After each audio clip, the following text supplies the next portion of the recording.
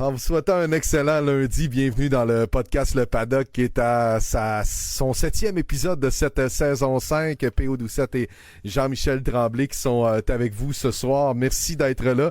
Une tonne de petits problèmes techniques qui commencent la soirée. Là, c'est des choses comme ça. Salut Jean-Mi! Hey, salut. Après, on va l'avoir. Écoute, comme tu dis, on va y aller tranquillement, pas vite. Ah ouais. Tranquillement, on va faire comme Alpine, on va régler les problèmes un à la fois, puis on va venir pas pire. On devrait s'en tirer un jour ou l'autre. Là. Écoute, c'est des choses qui arrivent. Hein. C'est la beauté de la technologie. Ça marche comme faux, là 2 semaines, t'arrives, puis tout est débâti. Salut à Kevin, salut à Étienne, salut Sébastien Tremblay, salut Charles, également Mick Caro qui est là, Mick Lambert, salut Gab Turcotte, bonsoir. Sébastien Tremblay dit, on va être obligé d'étirer ça, les gars. Oui, on s'excuse. La vidéo est-tu commencée? Oui. Elle est commencée. Maria Gélina, bonsoir. Puis oui, plusieurs Michael ce soir, en effet, Mick Mathieu et Francis, on se dirait Fortier qui gère ton live. Je sais pas c'est qui Fortier, mais j'imagine que Jean-Michel, lui, le connaît et que c'est péjoratif comme commentaire. Ouais. Ben bien sûr, on est en direct de Miami. Toujours, on a clubé hier avec Lando Norris qui gagnait sa première course. Donc, c'est sûr et certain que ça fera partie de nos sujets de l'émission de ce soir. Je vous rappelle que vous pouvez nous rattraper en balado sur votre plateforme préférée. Je pense que Google Podcast, c'est fini. Hein? Fait que si jamais, là, je sais qu'ils mettent fin au service, donc vous êtes mieux sur Spotify ou Apple. Peut-être Amazon le fait aussi. Là. Je sais pas si on est disponible sur Amazon. J'ai cru voir qu'on a une nouvelle option aussi pour, je crois peut-être le pousser sur YouTube Music, mais en tout cas, on est pas mal... On est pas mal là où ça compte. On va résumer ça comme ça. Exactement. Je veux saluer la gang de l'Opéra Microbrasserie parce que jeudi dernier, Jean-Michel et moi, on était à l'ouverture de la shop. C'est un magnifique salon de dégustation qui est jumelé à leur usine. On voit souvent ça, là, on voit les cuves en arrière-plan, puis là, les gens peuvent aller goûter sûrement à des bières exclusives. Normalement, quand on fait un endroit comme ça, on a goûté à la Porter Baltique la semaine dernière. On a eu le droit aux nouveautés de l'Opéra Microbrasserie. Donc, on les salue. Vlad et toute son équipe qui était là jeudi dernier pour nous accueillir plus de 200 clients qui sont passés. C'est dans un parc industriel, donc c'est du côté de Jonquière. Et les heures d'ouverture, là, je pense que le jeudi, vendredi, ça se termine vers 19h. Fait que c'est une belle place pour un petit 5 à 7, bien relax. Puis si vous êtes en mode tourisme, ben vous avez tout le stock de l'Opéra qui est là avec les bières, puis vous pouvez aller justement profiter et prendre une petite bière sur place. Donc, on salue notre gang de l'Opéra pendant qu'Yannick dit « Les rouges s'éteignent et on roule au podcast Le Paddock. » Ouais, on roule. On salue aussi la gang si vous avez le goût de rouler et vous rendre justement en Mauricie. Habitat Boréal, location de chalets qui sont toujours avec nous, fiers partenaires du podcast Le Paddock. C'est leur 2e saison. Vous vous demandez « Bon, je m'en vais où cet été? Là? J'ai le goût d'aller faire un tour, puis j'ai le goût de me louer un chalet. » C'est très à la mode de se louer des chalets. Donc, Habitat Boréal, vous les suivez sur les réseaux sociaux. Vous allez voir leur site internet. Vous êtes une gang. Le chalet La Falaise est incroyable. Vous allez capoter vraiment sur le décor que vous allez avoir. Et bien sûr, c'est des chalets de luxe. Là. Vous allez vraiment aimer votre expérience. Donc, Habitat Boréal, bien sûr. J'ai le goût de te faire... Justement, dans 2 semaines, PO, je vais être là pour... je vais pouvoir écouter le Grand Prix d'Émilie-Romagne. Ben oui, directement, en direct de Habitat Boréal. Oh, wow! Week-end du 17, 18, 19, on va être là avec les parents. Petit cadeau de Noël que je leur ai offert cette année. Très donc, cool. Ouais, je pense que ça va être cool. Donc, bien hâte de voir si Starlink est assez solide pour lui donner la course. Sûrement. Avec Elon Musk, on n'a pas à s'inquiéter. Avec Elon Musk, on a aucunement à s'inquiéter.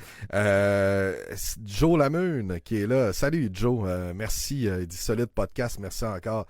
Merci d'être avec nous autres. Je veux saluer la SFRS. C'était la fin de la SFRS. C'est Mathieu Leclerc-Hamilton. Le gars s'appelle vraiment Mathieu Leclerc-Hamilton pour vrai. Hein? Ce n'est pas une joke. C'est 2 noms de famille. Ce gars-là, il prévoyait quelque chose dans l'avenir, c'est sûr et certain, qui a gagné la course devant Éric Bruno, Nabil El Arak, Luc-Maxime Tremblay et Stéphane Bouchard. Le classement final, Alex Lévesque a gagné son 3e championnat SFRS devant Yann Brisson. Nabil El Arak a terminé 3e. Nicolas Buisson, qui est un gars qu'on connaît bien, qui a terminé 4e. Maxime Tremblay et Jonathan Jobin ont tous deux terminé 5e. Sinon, en D2, là, Jérémy Simard l'a emporté devant J.D. Tremblay, Alexandre Morin, Sébastien Tremblay et, tiens donc, William Tremblay, qui est un des fans du paddock depuis le jour 1. Donc, félicitations à Will pour ton beau top 5 et merci à la SFRS là, de nous avoir fait vivre de beaux moments de F1 en ligne. Vont sûrement reprendre là, avec F1 2024. Si ça vous intéresse de joindre une ligue, vous pourrez le faire avec la SFRS. Salut Ali! Salut Thomas! Merci d'être là ce soir. Et de ton côté, t'es en charge maintenant, Jean-Michel, du Fantasy. Et comment ça se passe? Est-ce que Maxime Simard écrase toujours la compétition? Oui, mais ça fait drôlement chauffer par Dan Simard. Je ne sais pas si c'est dans la même famille, là. Mais c'est principalement là que ça a joué un peu. Je pense qu'en fait, on s'est échangé les places en fin de semaine. Sinon, on y va avec le top 10. Triple égalité au 3e rang. Donc, Chani Lévesque, Simon Bellil, Pat Filion, collègue de Vidéotron avec moi. Ensuite, Anthony Ménard, P.O. Gagnon, Carl Boulian et moi-même, je l'avoue, j'ai oublié complètement d'aller faire mes pics pour en fin de semaine. Et Kevin Fontaine, qui vient d'arriver dans le top 10. Kevin, il est partout. Il est dans le fantasy. Il est sur notre page. C'est notre statisticien. On l'a surnommé. En tout cas, prends-le pas mal. Mais moi, je trouve que c'est un compliment. Puis avec Paulo et tout, mais t'es comme le Fern du paddock, genre. Moi, je trouve que c'est un compliment. Là. T'es une bible. Là, pour l'avoir vu en vrai, Kevin, je suis pas sûr que la shape d'un goaler, par exemple. C'est un petit gabarit. Désolé, je t'insulte avec ton petit gabarit, mais l'autre jour, tu t'es calé toi-même. Il dit qu'il le prend bien. Bon, c'est correct. On a-tu une belle course hier, les boys, Sébastien? Oui. On va commencer par l'événement de la fin de semaine. Puis après ça, on va décanter une coupe d'affaires parce que dans une fin de semaine sprint, il s'en passe tellement. Puis c'est ce qu'on se disait tout juste avant d'aller live sur Facebook. D'ailleurs, si vous nous écoutez en différé, là, lundi, suivant les Grands Prix, à 20h, on est live. Lando Norris, enfin, Lando Norris a sa victoire. Puis, tu sais, je me disais en fin de semaine, Colin, ce serait le fun qu'il se passe de quoi d'autre que Max décolle devant tout le monde. Puis, il n'était pas tant en avance comparativement, exemple, au sprint de Chine où il nous avait claqué un 13 secondes en 19 tours, on a fait comme ça. 13 secondes, ouais. Ça va fait que je me disais, bon, il est moins à l'avance. Est-ce que c'est un bon présage pour la course du lendemain? Je m'attendais à voir Norris très fort en qualification. Finalement, ça n'a pas nécessairement été le cas.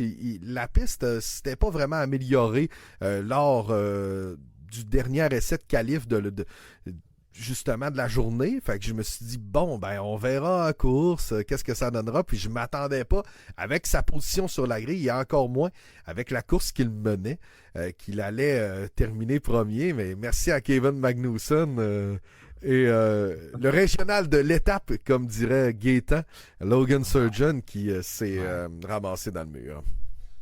Ouais, non, tout à fait. C'est ça qu'on disait avant de rentrer en onde, tu sais.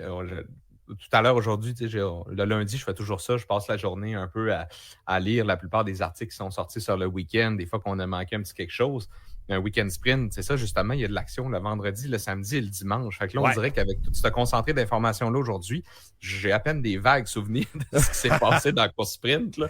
Fait qu'on va se remettre à jour un petit peu là-dessus. Mais pour vrai, 3e édition de Miami, je dois l'avouer, cette année, je l'ai aimé. Moi aussi. Pour vrai, là. J'ai aimé mon week-end.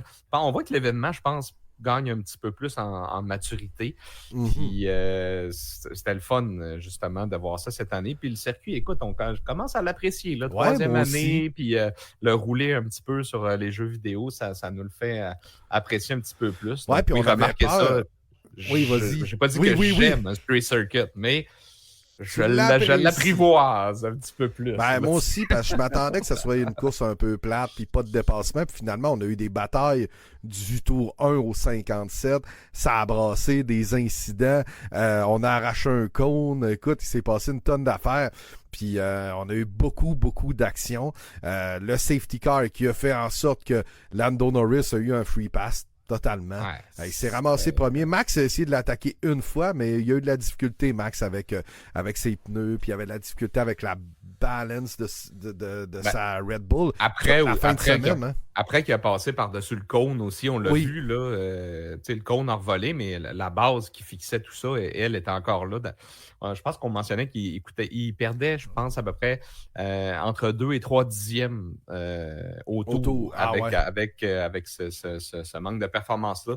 Mais peu importe, on est rendu au 6e Grand Prix. Puis, écoute, on a un nouveau vainqueur. Fait que c'est quand même le fun. T'sais, on a quand même 3 vainqueurs dans les 6 premiers. Fait que, écoute, c'est quand même cool. C'est quand même cool, puis c'est à la régulière, même si, en effet, là, on se cachera pas, là, je pense que c'était Jenson Button qui faisait des entrevues d'après-course qui disait, a little bit of luck, un petit peu de chance. Mais en même temps, ça en prend.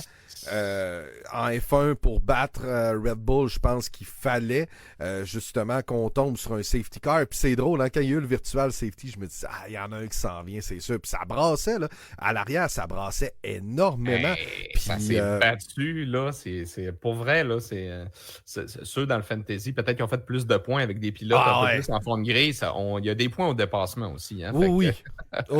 Ça a été payant, ça. Oui, ça a été payant. Puis je pense que pour Norris, il y avait à survivre à cette attaque de Max Verstappen et par la suite, il a réussi à se creuser un écart. Je pensais même que Leclerc allait réussir à aller le chercher, mais on avait de la difficulté là, chez Ferrari. Là, de tour après tour, on dirait que le grip était différent. Ça a été un peu plus difficile pour eux en fin de semaine. Et Charles Leclerc a mentionné, on a hâte aussi d'avoir nos upgrades, nous, parce qu'on veut se joindre à la fête. Ferrari, là, sont pas si loin derrière non plus de McLaren. Les grosses évolutions que tu nous avais jasées là, sur le groupe Messenger, tu disais il va en avoir une dizaine. C'était principalement Norris qui les avait. Puis c'était drôle parce qu'au courant de la fin de semaine, bon, c'est sûr que dans le sprint, il s'est fait tasser par Hamilton, qui a tassé Stroll, qui a tassé Alonso, qui a tassé tout le monde. Malheureusement, ça s'est mal fini pour lui. Puis je trouvais que ses performances étaient un peu en deçà de Piastri. Pour finalement, c'est lui qui gagne l'épreuve. Fait que je pense que les évolutions ont bien fait parce qu'on était dans le pace chez McLaren en fin de semaine. Ils ont été extrêmement rapides. Puis c'était le fun de voir Lando célébrer ça. Puis je veux dire, c'est un pilote plein de talent. Puis tu te dis, un moment donné, il va en avoir une. Mais il tombe aussi dans l'ère où Red Bull et Verstappen sont inarrêtables. Donc je pense que celle-là vaut encore plus. Et on nous dit que c'est le 114e vainqueur de l'histoire de la F1. Fait que, très cool pour Lando. Enfin, hein, Mathieu Véraud dit enfin, mais je pense que tu n'étais pas tout seul. Tout le monde était content, je pense, en fin de semaine. Je ne suis pas le plus grand fan de Lando Norris, mais j'étais content de le voir gagner une épreuve en fin de semaine, honnêtement. Oui, mais honnêtement, moi, j'étais bien content aussi. Puis, tu sais, veut pas.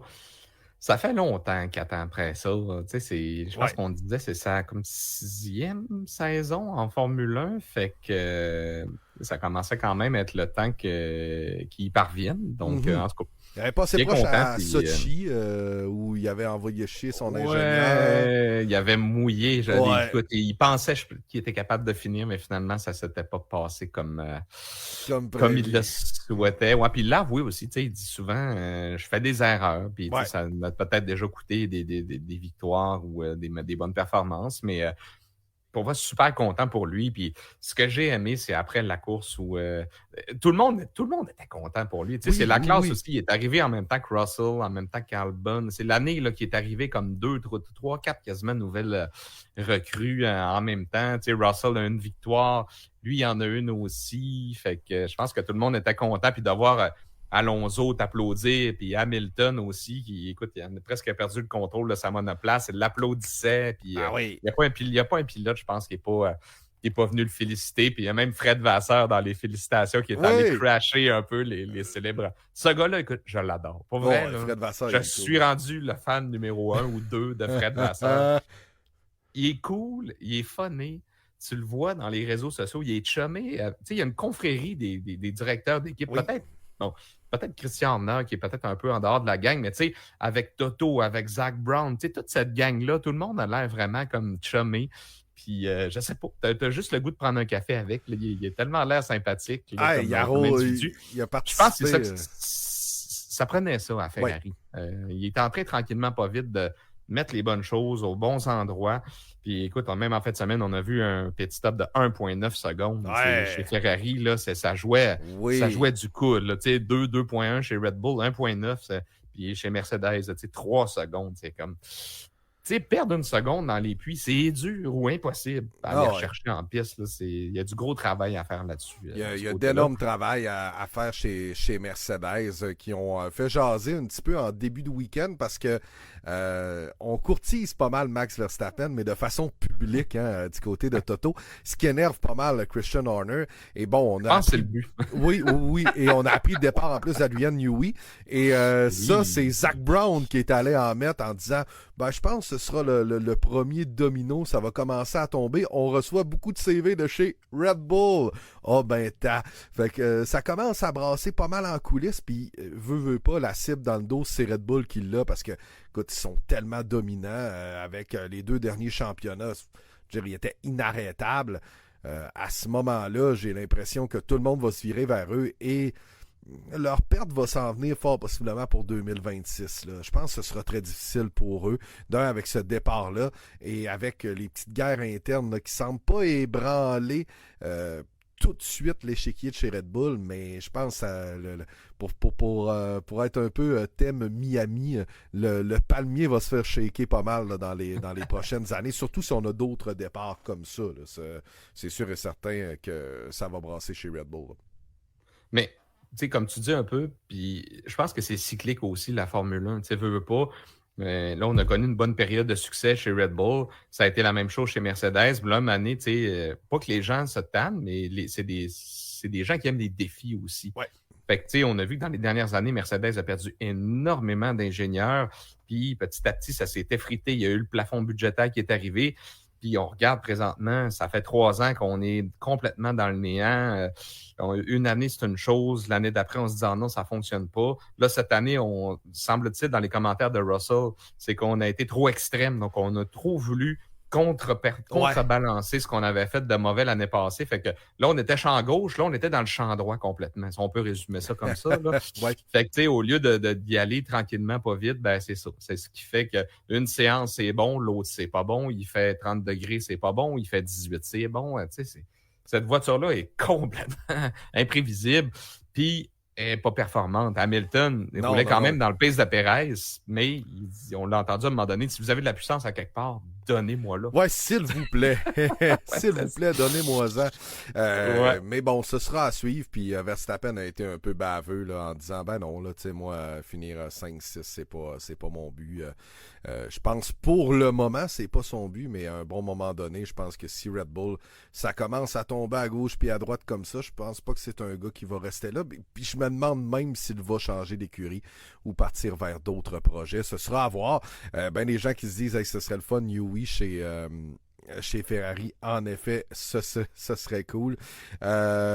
C'est le fun, ça brasse. Oui, ça brasse. Puis pour un petit commentaire là, sur Vasseur, il dit difficile de ne pas l'aimer, c'est Sébastien. De pas l'aimer, Vasseur, c'est un vrai leader comparé à Binotto.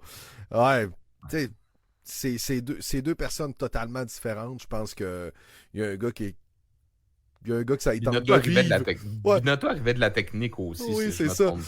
T'as un gars qui a la mort d'en face, là, genre Binotto qui avait aucune expression, puis t'as Fred Vasseur qui est un peu clown. C'est sûr que côté de nous, ce qu'on voit, Vasseur est pas mal plus attrayant. Je pense qu'il est aimé de ses pilotes aussi. D'après moi, Ferrari 2025, là, ça sera déjà intéressant avec... Puis, il a convaincu Hamilton, pareil. Ouais. Il a convaincu Lewis Hamilton de faire le saut chez Ferrari. C'est pas rien non plus d'avoir réussi ça. C'est sûr que le contexte était peut-être un peu favorable après des années de misère, puis on voit pas le ciel se dégager à l'horizon. Mais c'est grâce à lui parce qu'ils se connaissent Ouais. quand même depuis longtemps. C'est une amitié de longue date entre les deux. Fait que, on parlait de Newey tout à l'heure. Il y a beaucoup de rumeurs. Mais en même temps, le monsieur, il dit tout ce que j'ai le goût de faire présentement, là, c'est comme de prendre mon camping-car et de faire le tour d'Europe ou le tour de la France. Je suis plus certain Ouais. de ce qu'il a dit. Mais il veut prendre du temps pour lui. Puis je le comprends. Ça fait 30 ans qu'il est en Formule 1. À un moment donné, on l'a dit, il n'y a plus rien à accomplir. Là, on va le mettre. Tout ce qu'il va faire d'ici la fin de la saison, c'est finir le projet de l'Hypercar, de RB17. Puis c'est pas mal ça. Là. On va le voir peut-être comme en fin de semaine au pit wall, mais il ne sera pas dans le département de design. Mais comme on expliquait chez Red Bull, ça fait tellement longtemps qu'il est chez nous que les gens l'équipe autour de lui, il travaillait déjà en retrait quand même depuis plusieurs années. Oui. C'est pour ça qu'on n'est pas tant... Oui, ça va ébranler de perdre quelqu'un comme ça, mais c'est pas à 100% lui qui conçoit toute la voiture. Il y a des gens qui ont appris au fil du temps de lui, puis lui, il supervisait un peu plus la chose exactement. Il était un peu en pré-retraite. Ben, c'est sûr et certain que tout le monde se dit que ce serait le fun chez Ferrari pour peut-être donner le fameux 8e à Lewis. Puis je veux dire, le gars, c'est un génie, mais est-ce qu'il est capable de virer le bateau de Ferrari de bord en une saison? Je ne sais pas. Ce sera à suivre. Il y a beaucoup de gens qui l'envoient chez Williams également parce qu'il a déjà travaillé pour eux, mais c'est la même chose chez McLaren aussi parce qu'il a déjà travaillé pour eux. Donc ce sera à voir, ce sera un dossier qui sera à suivre, mais j'ai très très hâte de voir. Puis Mick Lambert, c'est drôle, il dit, je me rappelle pas d'avoir jasé autant de coulisses de F1, mais c'est parce que je pense que c'est la game qu'on comprenait un peu moins avant Netflix. On a commencé à connaître des personnages que, désolé là, le mot, mais que tout le monde se crissait avant. Là, je veux dire, on était comme, c'est un directeur d'écurie. Là, c'est lui, là, c'est le boss. Là, mais là, tu fais, ok, il fait telle affaire. Puis que je pense qu'on a personnifié un peu des gens qui n'étaient pas nécessairement à l'avant-plan avec la série Netflix. C'est le cas de Gunther Steiner qui revient contre Haas, soit dit en passant, parce que il dit, hey, vous avez profité de ma face pour vendre et de faire la publicité autour de l'équipe, ce qui est pas faux. Pour le reste, ben écoute, ce sera peut-être des trucs d'avocats là, qui seront à suivre, mais la série Netflix fait en sorte qu'on a connu d'autres acteurs dans la F1, puis je pense que c'est pour ça qu'on parle de plus en plus de coulisses F1, et il faut dire que plus on s'y intéresse, plus on se rend compte que les médias qui suivent la F1, eux sont bien contents de parler de la drama. Écoute, je pense qu'on parle à peine des résultats en course, mais des articles sur un tel pourrait aller de quelque part, puis un ingénieur de là peut s'en aller, puis un tel a dit telle affaire. Il y en a 128 qui sortent par jour. Là. Ben, écoute, ça me fait penser... un point que je vais aborder tout à l'heure, c'est... moi, en fin de semaine, j'ai été bien impressionné par Alpine, pour vrai, de voir où est-ce qu'ils ont parti en début de saison puis où est-ce qu'ils sont rendus. Mais quand tu parlais de transfert d'ingénieur, David Sanchez, qui avait été chez McLaren quelques mois, qui a quitté McLaren, et là, qui revient chez Alpine, a déjà travaillé là dans le passé, ancien ingénieur chez Ferrari aussi. Puis là, je pense qu'on l'a mis quand même dans un poste assez important. On va chapeauter le design ou quelque chose comme ça, ou la technique. Donc, chez Alpine, on commence aussi à remonter la pente en fin de semaine. C'était la première fin de semaine que la voiture faisait le poids minimum. Avant, on avait 10 kilos de trop. On a travaillé extrêmement fort. Il ne faut pas oublier qu'on est au 6e Grand Prix. Il en reste encore beaucoup, puis il y a beaucoup d'écuries qui ont déjà réglé plein de problèmes. Puis à Imola, je pense que là, ça va... Ferrari, on attend presque une version 2.0, tandis que McLaren ont devancé tout ça. Fait que là, qu'est-ce que ça va faire pour la hiérarchie? Est-ce que Ferrari va être capable de... Puis là, on revient sur un circuit traditionnel. Il ne faut pas oublier qu'en fin de semaine, c'était pas la normalité. Red Bull n'était pas à l'aise. Il n'y avait personne qui était capable de faire un tour parfait. Il y avait du survirage, du sous-virage. Il y avait des... Pas des ennuis de la grip. Là, c'était pas normal, c'est ça. Beaucoup de pneus. Là, et à Émilie-Romagne, ça risque de rentrer plus dans l'ordre. Je pense que c'est là qu'on va voir aussi beaucoup plus ce que les équipes ont amené comme évolution. La vraie hiérarchie, on n'arrête pas de le dire, ça commence en Europe. Puis là, on arrive au premier circuit, si on peut dire, de la manche européenne, quoi qu'on va la couper avec le Canada et tout ça. Là. Oui. Mais ça va nous donner une excellente idée, je pense, de où est-ce qu'on est rendu à peu près au quart de la saison. C'est quoi? On se clenche Imola, puis après ça, Monaco qui veut à peu près rien dire. Là, je veux dire, dans la hiérarchie de performance, là, mais hey, salut Non, c'est Luc. Salut Luc. pas là Merci qu'on d'être va là. voir ça. Puis après ça, on s'en va. C'est ça. On a Émilie-Romagne, Canada. Monaco, Canada. Espagne Puis après, c'est après, ça? ouais, je pense qu'Espagne était déplacé là. Puis après ça, on retourne en Europe jusqu'à la fin du mois de juillet pour la pause estivale. Fait que Mhm. j'ai bien hâte de voir. L'année passée, on n'avait pas pu y aller à cause des inondations. Fait C'est que ça va vrai, être hein? un retour aussi de 2 ans. Donc, ça fait 2 ans qu'on n'est pas allé là, mais je pense que ça va chauffer pas mal. Puis on risque de voir Red Bull Max de revenir un petit peu plus à la dominance qu'il était. Là. Quoique c'est moins pire un peu que les années passées. Mais c'est excitant, tout ce qui se passe, Ben, je pense, en général. en Tout général, le monde oui. s'améliore un petit peu, puis c'est ça qui est le fun. Ah, À part Williams, c'est pour vrai qu'il y a un peu ma déception du moment. ouais, moi Là. aussi, Williams, c'est Euh, moins hot. je ne sais pas si c'est généralisé un petit peu pour les gens qui nous écoutent, là, mais à part, mettons, dans les 5 premières écuries, là, moi, je te dirais que dans les 5 autres, ma déception, c'est Williams, puis ceux qui m'impressionnent beaucoup, c'est Alpine, comme je disais tout à l'heure. Puis ces gars-là, Ocon et Gasly, je trouve, méritent d'avoir une bonne voiture. C'est des bons pilotes. Hey, Je on pense les a qu'ils se vus. sont fait plaisir en fin de On semaine. les a vus côte à côte, on les a vus se battre en fin de semaine, que ce soit dans le sprint, que ce soit dans la course. Moi, j'ai aimé leur performance malgré qu'ils sont allés chercher leur premier point en plus. Aston, c'était vraiment difficile en fin de semaine, que ce soit pour Pas pour facile. Fernando, que ce soit pour Stroll. Malheureusement, Aston ont reculé. Je pense qu'ils avaient vraiment profité d'une brèche l'an dernier, ce qui a fait en sorte que on s'est dit, waouh, ils sont vraiment rendus bons. Mais ils ont repris là où ils ont laissé la fin de saison dernière. Ils avaient reculé justement au classement. Puis actuellement, sont derrière Mercedes, sont derrière Ferrari, sont derrière McLaren. Et bien sûr, ben, tout ce beau monde-là est derrière Red Bull. Je pense pas que RB, ni Kick-Sauber, ni Haas, ni Williams et ni Alpine vont être capables de les rattraper. Donc, vont sûrement finir dans le top 5 quand même. Mais j'aurais aimé un petit peu mieux pour eux. Faut dire que RB, cette saison, est pas mauvais. Là, le Visa, Cash App, truc machin, fling-flang, RB. Là. Daniel Ricciardo était solide en sprint. Ça a été tout autre chose en qualif et le Ouais. lendemain en course. Mais Yuki est allé chercher des points. Donc, c'est une belle fin de semaine quand même pour eux. On dit, on jase-tu de Stroll? Là? Ouais, non, pas en fin de semaine. Stroll, c'est ça. Ouais, je pense qu'on a fait le tour. Honnêtement, Mais, on en jasera quand il y aura un beau flash. oui, Son mais, prochain beau flash. Là, cependant, en qualif, il a été meilleur qu'Alonso. ouais, Fait que, ça, t'as raison. on va y donner. C'est en course. Ouais. Il a été dans des bagarres. Puis je voyais encore un article aujourd'hui qui disait est-ce qu'on peut élargir le système de points? Puis, Colin, avec les bagarres qu'on a en arrière pour la 12, la 13, la 14, ben, je serais quasiment Ouais. d'accord parce qu'au moins, on pourrait faire ah, ben là, ça nous ajoute comme 2 luttes ou 3 luttes de plus pour Absolument. 1 point. Moi, j'irais dans ce sens-là, surtout que le midfield puis le bas, là, si on veut, là, présentement, je te dirais que c'est là qu'on voit les plus belles bagarres, puis c'est là que ça change fin de semaine en fin de semaine. Donc, je pense que ça rajouterait de l'intérêt.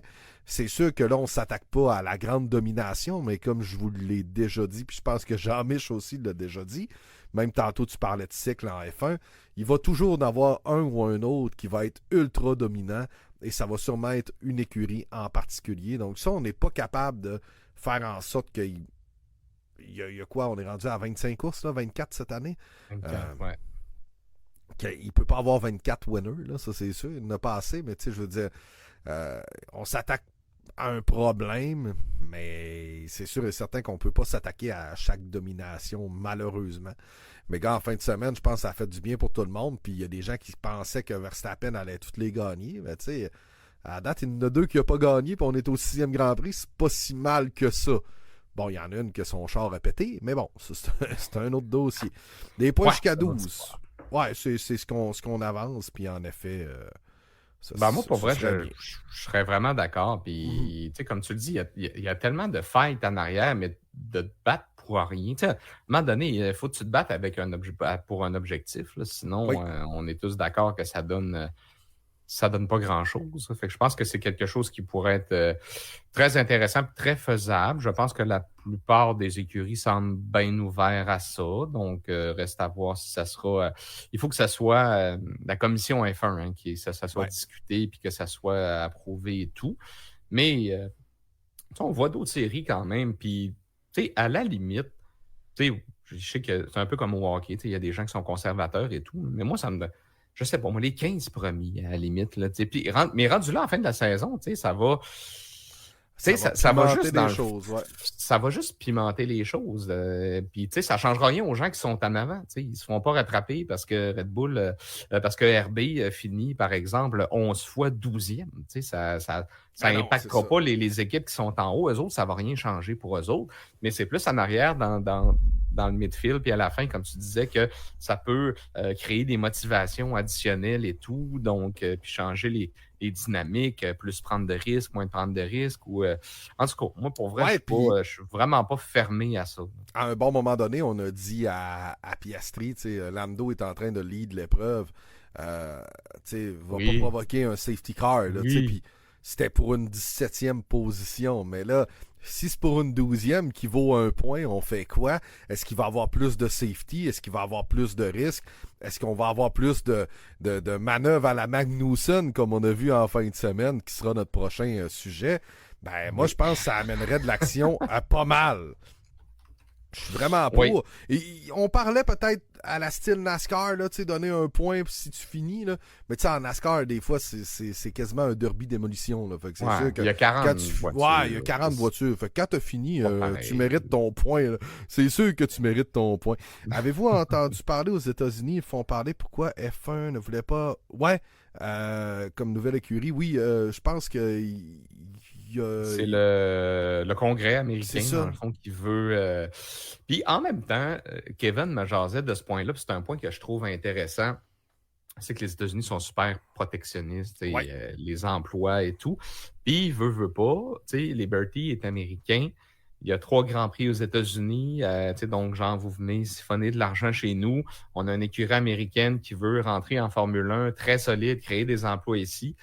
Puis, vous voulez pas. Fait que, puis ça, moi j'aime un peu ça parce qu'on s'entend, le Congrès américain c'est un show. Là, on a vu des PDG d'entreprises aller se faire humilier là, Mark Zuckerberg, peu importe, nommez-les, là, le président de Boeing, puis c'est un gros shit show. Là.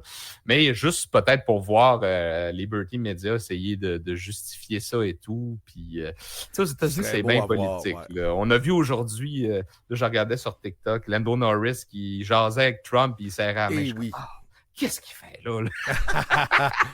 Mais c'est correct. Il est bien populaire là-bas, puis je pense que sa résidence et tout est là. Mais c'est ça. Moi, je pense que c'est pas une mauvaise chose de devoir aller s'expliquer au Congrès américain, mais c'est quand même spécial que la F1 font leurs petites affaires. En quoi ça devrait comme monopoliser comme l'attention du Congrès, mais peut-être que ça s'est rendu que ça dérange à ce point-là. Donc, peut-être qu'il y a eu une petite job de lobbying. Puis comme disait Bertrand Houle aussi, il dit, moi, dans le fin fond de l'histoire, puis tout, je pense que c'est encore une affaire d'Européens puis d'Anglais qui veulent pas accepter un Américain. Qui n'est pas de la gang, mettons, là, dans le groupe. Là, parce qu'ils ont été refusés en F2, en F3, partout. Puis mais il s'est ouvert des quartiers généraux. Il y a une soixantaine de jobs qui sont ouverts. Puis, à la limite, faites-les commencer en F2 ou en F3 pour montrer leur sérieux. Puis après ça, vous leur ouvrirez les portes de la F1. Mais c'est une fin de non-recevoir catégorique de la FOM. C'était rien comprendre. Pour vrai, il y aurait une plus-value extraordinaire aux États-Unis pour la visibilité aussi. Puis eux qui cherchent à percer le marché américain, déjà avec 3 courses, je pense qu'on leur rentre dans la gorge. Là. On va se le dire. Là. Mais je comprends pas. C'est Andretti, c'est historique. C'est Mario, c'est Marco, c'est Michael. C'est une dynastie de famille. Il n'y a pas un nom plus connu que ça aux États-Unis, je pense, dans la course Sébastien automobile. Dit sont prêts. C'est un vrai projet prêt. Oui. On a vu des affaires boboches là, dans les 10-15 dernières années en F1. Là. Mais là, ils sont prêts pour vrai. Fait que j'espère que ça va peut-être faire avancer quelque chose. Est-ce que ça va faire avancer quelque chose? Ça m'étonnerait. Parlons de l'écurie américaine, qui est semi-américaine, mais en tout cas qui appartient à des intérêts américains Haas. Kevin Magnussen, en fin de semaine, écoute, qui était sur la limite de l'antisportif, qui a été très rough, qui a écopé d'une pluie de pénalités. Écoute, il a défendu de drôle de manière son coéquipier Nico Hülkenberg, malgré qu'il a avoué ses torts et Lewis Hamilton a dit c'est du hard racing, donc ça me dérange pas, j'aime bien ça.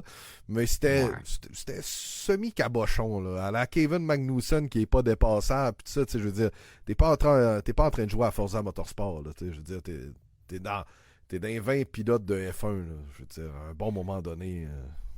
Non, ben je suis d'accord. Puis moi, honnêtement, tu sais, c'est correct de te battre et tout, mais là, de délibérément faire à peu près n'importe quoi, puis de t'en foutre de pogner des pénalités pour que ton coéquipier puisse justement aller marquer des points. Tu sais, on est chanceux, ça s'est bien terminé, mais tu sais, il aurait pu sortir Hamilton ou Hamilton aurait pu le sortir dans une manœuvre comme ça. Fait que tu sais, ça aurait pu ruiner la course des deux à la limite, là.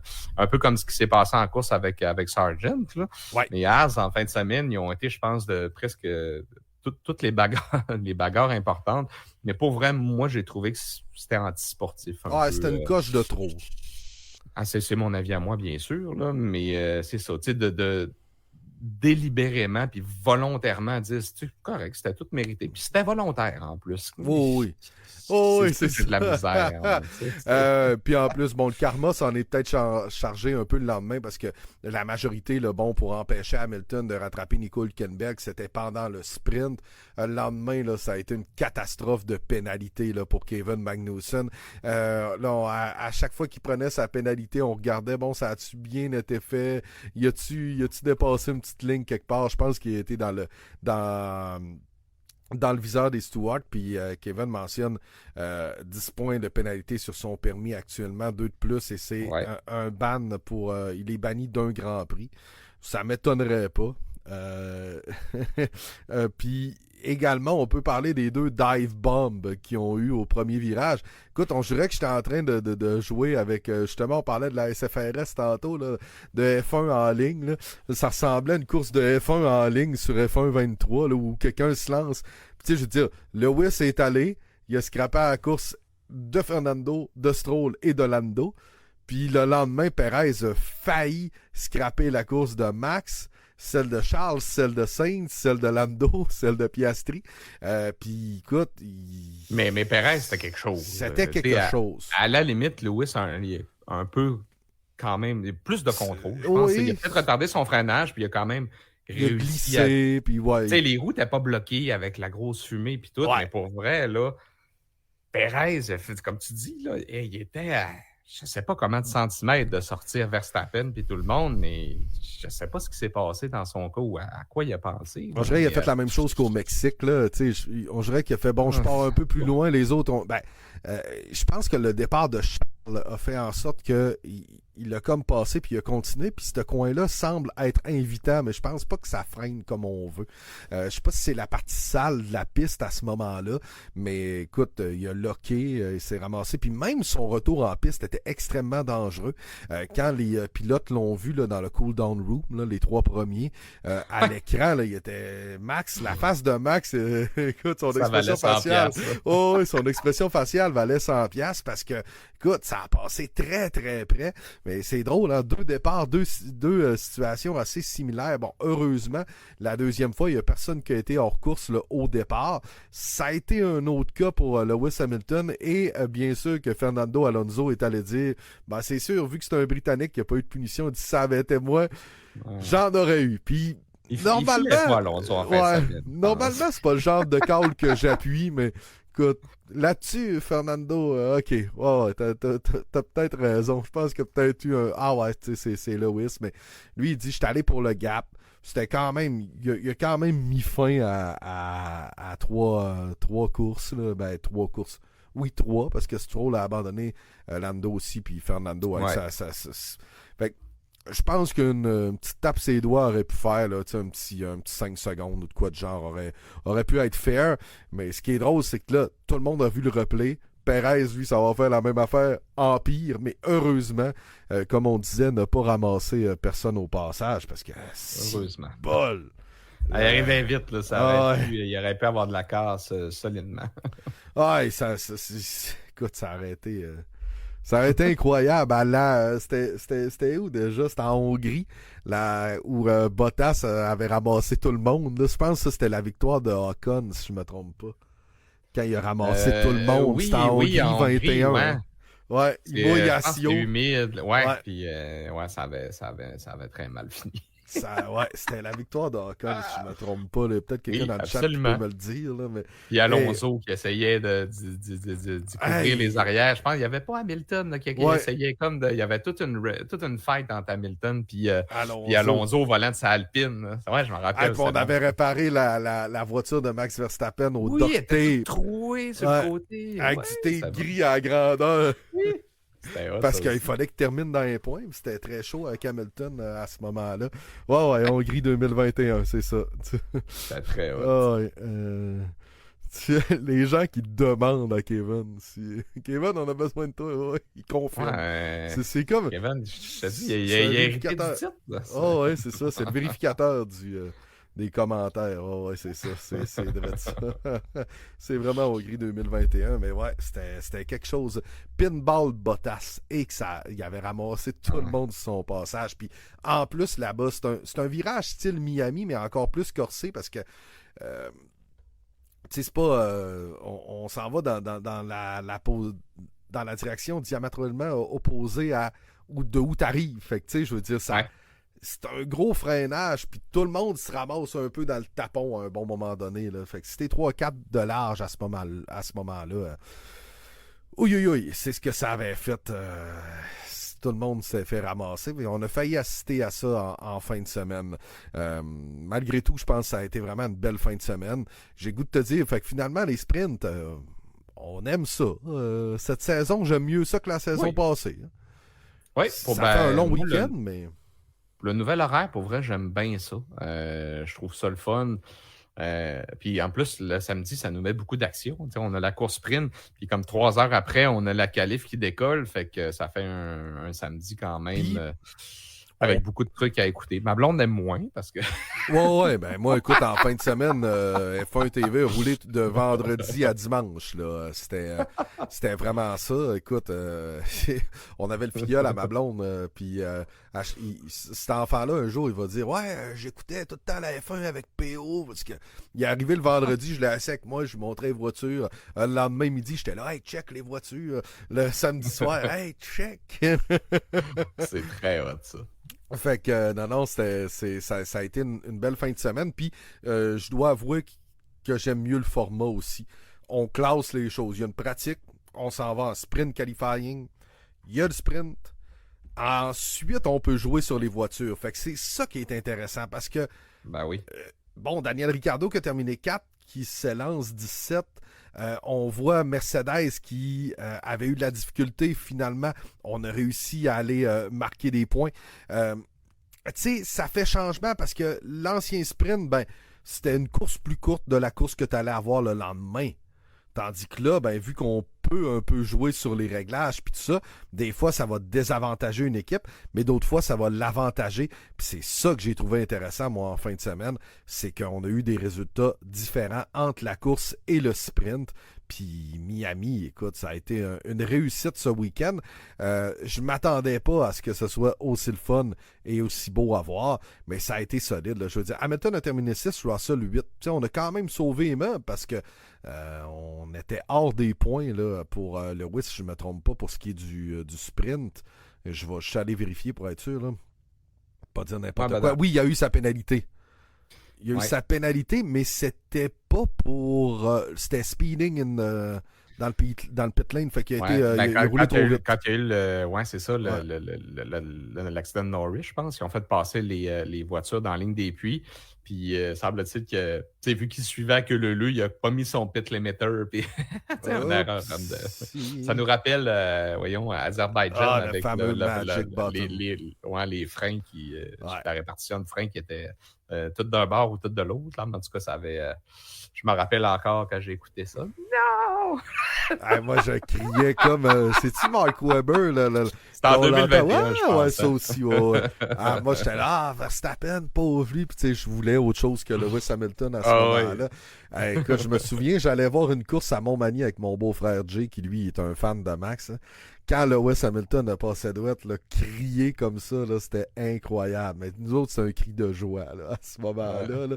Peut-être un peu moins pour toi, Jean-Michel, mais c'était le fun. Mais tu sais, ça nous amenait ce genre d'émotion-là où on était sur le bout de notre siège. Puis j'ai l'impression que cette saison, si McLaren est capable, je pense pas qu'on accote 21, là, mais si McLaren est capable de faire de belles performances, que Ferrari est capable d'en ajouter d'autres, ce sera intéressant à suivre. Puis j'ai l'impression que le couteau entre les dents de Sainz commence à glisser un petit peu. Charles, je vous avais dit, Charles, il est peut-être pas à prendre à la légère. Tu sais, au début, on était comme, on a-tu misé sur le bon cheval, mais attendons, il y a 24 Grands Prix.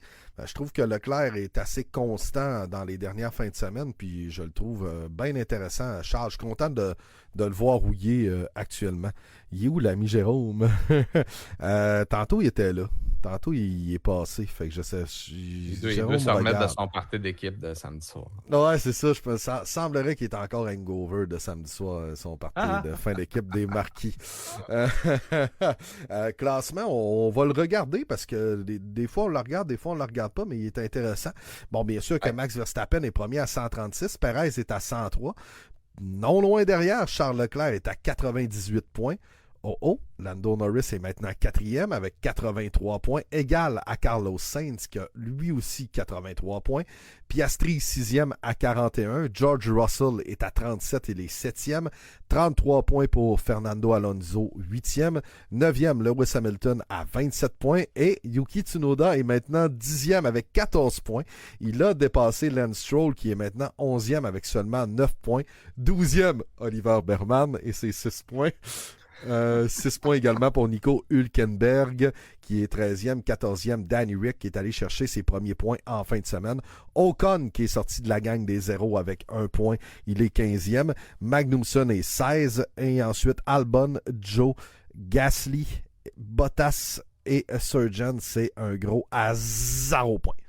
En parlant de Bottas, écoute, je sais pas si tu es sur ce feeling-là, mais si je regarde l'avenir, je commence à m'inquiéter un peu. Ça semble être la fin. On n'a pas changé son ingénieur, puis sans trop l'avertir. Puis sans trop l'avertir. Clairement, il n'est pas dans les plans de Audi. Non. Je pense pas qu'il est dans les plans d'aucune autre équipe.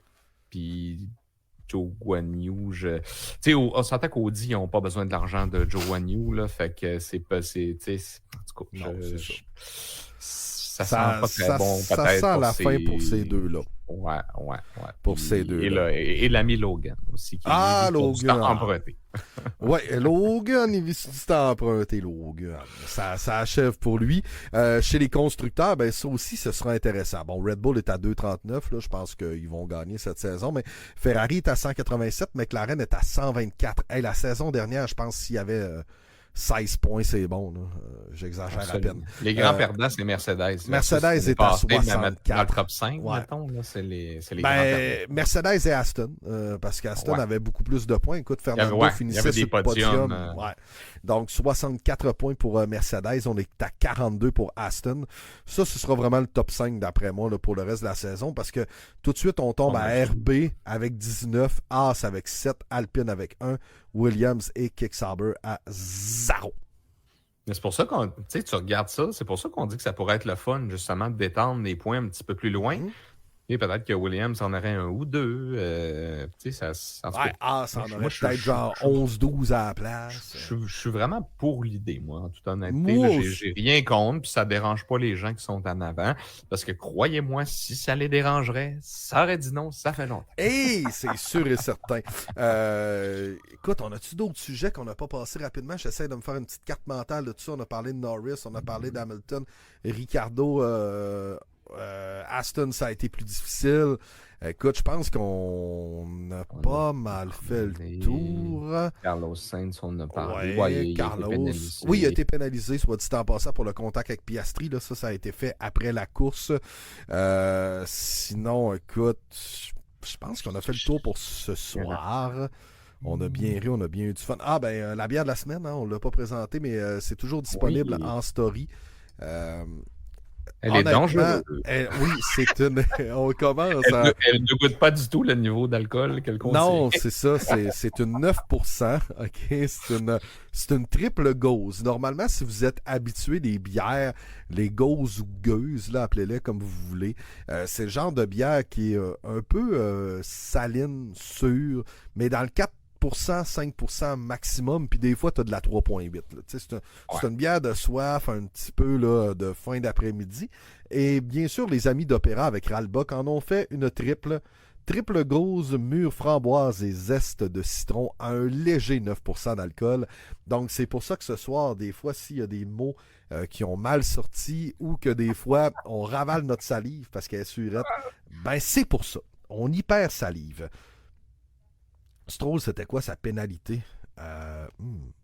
C'est une bonne question. J'ai pas vu qu'elle avait été... Ah oui! C'était pas... Oui, je me souviens qu'il y a une pénalité. Vas-y, parce que écoute, il y en a tellement eu que je me souviens plus exactement c'était lequel. FIA. Puis on commence à achever aussi. Oui, la fin arrive, Michel Fortin. Ça sent bien. Carte 18, Leaving the Track and Gaining. Ah oui! Un avantage. Ouais, il avait dépassé, ouais. Ouais. Il avait dépassé une voiture de façon illégale. Avec Albon. Ouais. Avec Albon. Ouais. 10 secondes, ouais. Ouais, c'est ça. Fait que... Mais il y a eu beaucoup de track limit en fin de semaine. Il y a eu beaucoup de... Ça a joué du coude dans une place qui n'était pas large. Puis c'est ça qui a fait en sorte qu'on a eu un beau spectacle du côté de Miami en fin de semaine. Prochain Grand Prix, c'est Émilie-Romagne et c'est Imola, là, si on veut. Ça va avoir lieu dans quoi, 2 semaines? 2 semaines. Puis juste pour faire le 17. Après 30 ans qu'Ayrton Senna était décédé. Justement, à ce circuit-là. Écoute, j'étais en train de relire tout ce qui s'est passé, puis ça, on n'avait pas peur. Une autre couche sur Magnussen, qui est rentré dans la ligne des puits sur le safety car, mais il n'a pas changé ses pneus. Ils ont essayé de faire un 10 secondes, leur 10 secondes. Ouais, entering pit lane under safety car conditions. Ouais, c'était une drôle de fin de semaine pour eux. Entering pit lane during safety car période. Écoute, il y en a. Il y en a plusieurs sur le numéro 20. Des allégeances de comportement antisportif. La liste est très longue. La liste est longue pour Kevin. Il a agi en Kevin du boulevard Talbot et ça, il y a juste des gens du Saguenay qui vont comprendre. Oui. Ça, celle-là.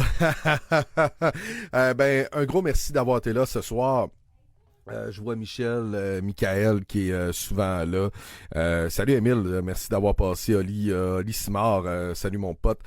Pour les gens qui se sont joints à la fin, n'hésitez pas à nous suivre sur Spotify, sur Apple Podcast. Vous pouvez nous suivre également sur notre page Facebook parce que Jean-Michel upload l'épisode 3 minutes après la fin, là, honnêtement. Là. Michael a dit, mets ta bêche-one. Si vous allez voir sur notre page, écoute, on est déjà à Émilie-Romagne. Ouais, on est déjà à Émilie-Romagne. On s'en va déjà. Parce qu'il faut voyager, nous autres, on est à Miami en ce moment. Là, fait que, on attend notre semi-privé. Là. Ouais, on est dans le très semi-privé. Là, on va essayer de traverser ça. On attend les vols d'Alexis qui nous sortent un spécial pour Émilie-Romagne. On espère cette année être là du côté de Montréal, mais bon, on vous tiendra au courant si jamais ça fonctionne, ce qu'on a lancé dans le ciel. Quelqu'un a le bras long puis qui connaît quelqu'un qui est dans l'organisation. Tu sais, des fois, par contact, on peut aller loin. Là, on peut aller loin, mais écoute... Mettre notre c'est le dessus de la pile. Là. Oh oui, c'est ça. Comme eux autres, oui, c'est approve, c'est bon. Ouais. Un gros merci d'avoir été là ce soir. Merci à Opéra Microbrasserie, à Habitat Boréal également. Prochain épisode qui aura lieu après le Grand Prix d'Émilie-Romagne. Donc, on parle du 20. Lundi 20, ouais. Lundi 20, on sera là. Donc, lundi prochain, le 13, il n'y a rien. Moi, je vais avoir un petit congé dans ce bout-là, puis je vais revenir justement pour le 20 en pleine forme. Et je suis très content demain pour la petite histoire de ne pas travailler à 5 heures du matin, parce que là, prendre une 9% avant d'aller me coucher puis me lever à 4h25, ça n'aurait pas fait un bon ménage. Donc, merci tout le monde. Merci d'avoir été là, puis on vous dit à la prochaine. Salut, Jamy! Salut!